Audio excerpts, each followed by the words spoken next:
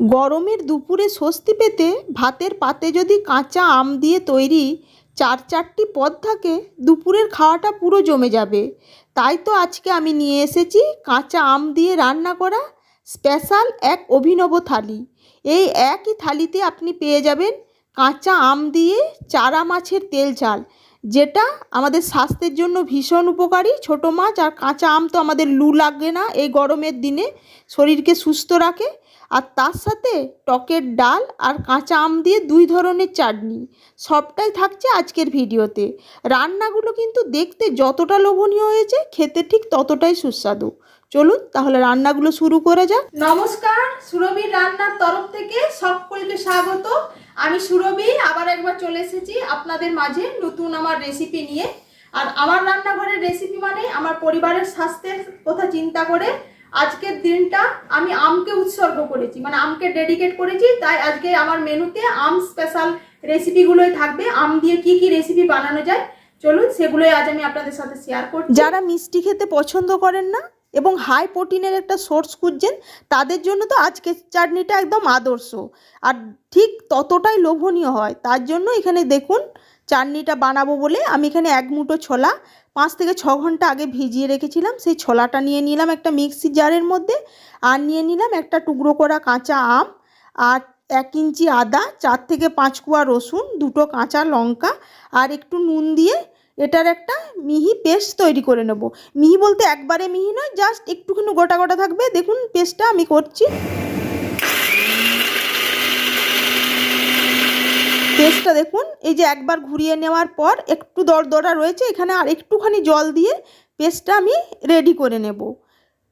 আমার পুরো ভিডিও দেখার পর আপনাদের কাছে কেমন লাগলো অবশ্যই জানাবেন। যদি ভালো লেগে থাকে তাহলে অবশ্যই একটা লাইক আর কমেন্ট করে চ্যানেলটা সাবস্ক্রাইব করে পাশে থাকার অনুরোধ রইল। চলুন, চাটনিটা তো রেডি হয়ে গেছে। এবার কাঁচা আম দিয়ে চারা মাছের একটা তেল ঝাল তৈরি করব, যেটা ওই যে বললাম দুপুরের পাতে খেতে ভীষণ ভালো লাগবে। তার জন্য এই যে দেখুন আমি চারা মাছ নিয়েছি, এখানে 250 গ্রাম চারা মাছ আছে। সেই মাছটা ভালোভাবে ধুয়ে পরিষ্কার করে নিয়েছি। এবার এটার মধ্যে নুন আর হলুদ ভালোভাবে মাখিয়ে নিলাম। এবার রান্নাটা করার জন্য গ্যাসে কড়াই বসিয়ে দিয়েছিলাম। কড়াইটা ভালো মতো গরম হয়ে যাওয়ার পর এর মধ্যে দিয়ে দিলাম সর্ষের তেল। তেলটা প্রথমে ভালো মতো গরম করে নেব, না হলে মাছগুলো কড়াইয়ের মধ্যে চিটিয়ে যাবে। তেলটা গরম হয়ে যাওয়ার পর এর মধ্যে ওই যে নুন হলুদ মাখানো মাছগুলো, সেগুলো দিয়ে দিলাম ভাজা হওয়ার জন্য। আর দেখলেন তো আজকের ভিডিওতে আমি কাঁচা আম দিয়ে কতগুলো মেনু তৈরি করেছি। এইরকমই যদি কাঁচা আম দিয়ে তৈরি আরও নানা ধরনের রেসিপি আমার কাছ থেকে দেখতে চান, অবশ্যই কমেন্টের মাধ্যমে জানাবেন। এছাড়া আমার চ্যানেলে কাঁচা আম দিয়ে তৈরি আরও নানা ধরনের রেসিপি আছে, দেখতে ইচ্ছা হলে সেটাও চেক করে নিতে পারেন। মাছটার একটা সাইড ভাজা হয়ে গেছে, উল্টে আরেকটা সাইডও ভেজে নিলাম। আর মাছগুলো খুব বেশি কড়া করে ভাজবো না, জাস্ট একটু নরম করে ভেজে নেব। তবে আপনারা কড়া ভাজা পছন্দ করলে সেক্ষেত্রে ভেজে নিতেই পারেন। মাছগুলো ভাজা হয়ে গিয়েছিল, সেই মাছগুলো আলাদা পাত্রে তুলে নিলাম। এবার তেল ঝালটা বানানোর জন্য ওই তেলের মধ্যেই ফোড়ন হিসেবে দিয়ে দিলাম 1/4 চামচ 5 ফোড়ন। নিয়ে ফোড়নটা যখন ভাজা হয়ে গেল তখন এর মধ্যে ওই যে একটা কাঁচা আম ভালো করে কেটে ধুয়ে পরিষ্কার করে নিয়েছি, এবার তেলের মধ্যে আমটা দিয়ে হালকা করে ভেজে নেব। আমটা যেন একদম গলে না যায়, মানে রান্নাটা হওয়ার পর যেন আমটা গোটা গোটা থাকে, তাহলে দেখতেও ভালো লাগবে আর খেতেও ভালো লাগবে। আমটা দেখুন জাস্ট গলা হতে শুরু করেছে।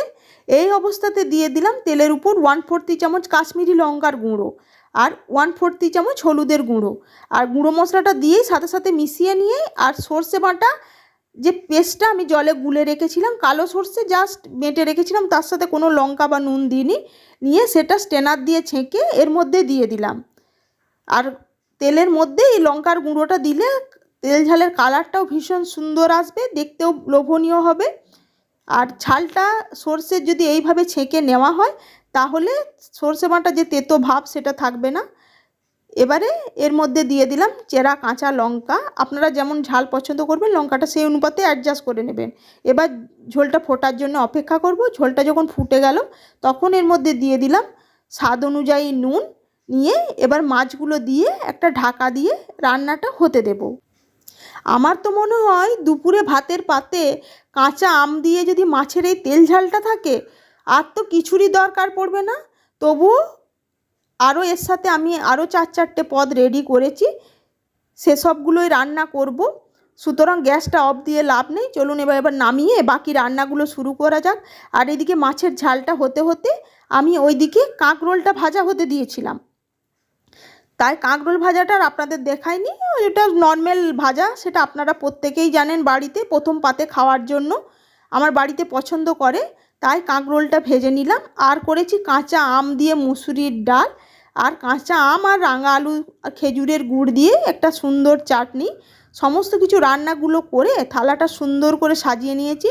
আর বাকি দুটো রান্না আপনারা যদি দেখতে চান অবশ্যই কমেন্টের মাধ্যমে জানাবেন। আজকের ভিডিও এই পর্যন্তই। দেখুন তো কতটা লোভনীয় হয়েছে আজকের থালিটা। যদি ভিডিওটা ভালো লেগে থাকে তাহলে অবশ্যই কমেন্টের মাধ্যমে জানাতে ভুলবেন না। সবাই ভালো থাকবেন, সুস্থ থাকবেন। আবার হাজির হয়ে যাব অন্য কোনো রেসিপিতে। ধন্যবাদ।